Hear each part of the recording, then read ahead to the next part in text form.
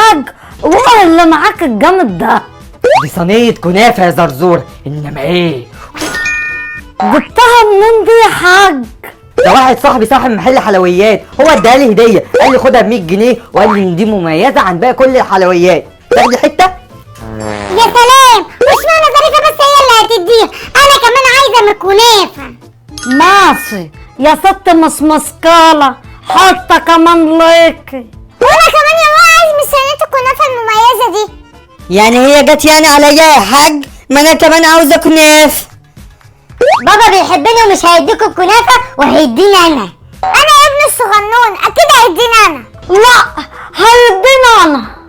لا يا حبيبتي، انا اللي هاخد الكنافة. بس محدش هياخد حاجة، الصينية دي هتتشال ومش هتطلع غير في المناسبات.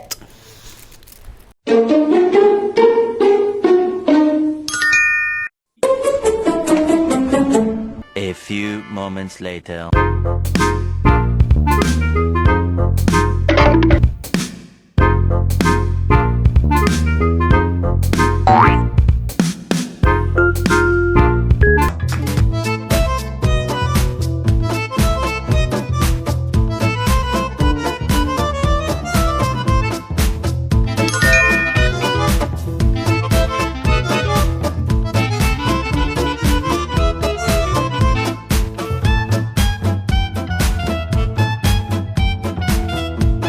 ما تجيب حتة يا عمر.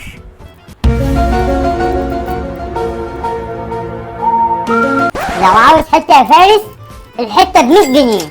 ايه ده غالي قوي. ده عشان ما اقولش لبابا ان انت اكلت من الكنافه. خلاص ماشي، امسك.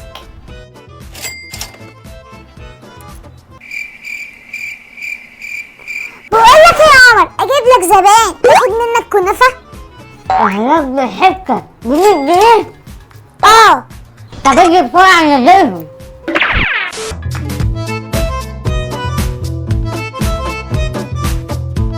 عاوز واحدة كنافة.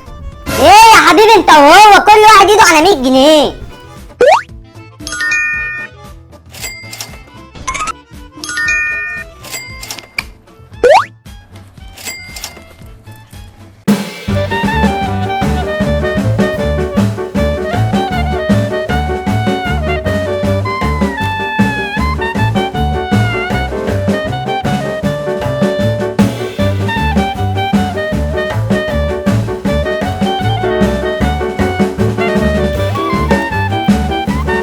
امسك.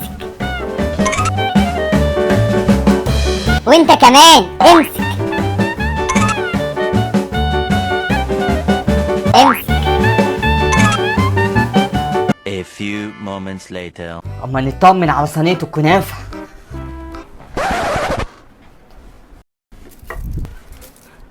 ايه ده؟ صينية الكنافة راحت فين؟ هنا القاهرة، جاءنا البيان التالي أن الكنافة الموجودة بالسوق حاليا ثبت لنا أنها أثرية ونوعها نادر جدا، ومن يعثر عليها يقوم بتسليمها ويحصل على مكافأة قدرها 2 مليون جنيه مصري. يا لهوي يا كلاب يا خونة يا حرامية. اما الواحد عمل ثروه من ورا كنافه بابا دي. وبس كده يا جماعة. بقى كلمة السر، كلمة السر حاجة صاحبة الكنافة قوي قوي قوي. انا بشكر اصدقائنا مالك ومريم عجرس وسلمى مصطفى وبلال سمير ورحاب رأفت علشان فكروا كويس قوي وكتبوا الاجابة الصح. انزلوا بقى اعملوا لايك دلوقتي الحلقة دي وما تنسوش تكتبوا الاجابة ونشوفكم بخير. ايه ده؟ لا اوفر قوي. على مكافأة قدرها 2 مليون. انا قلبت خليجي. 2 مليون جنيه.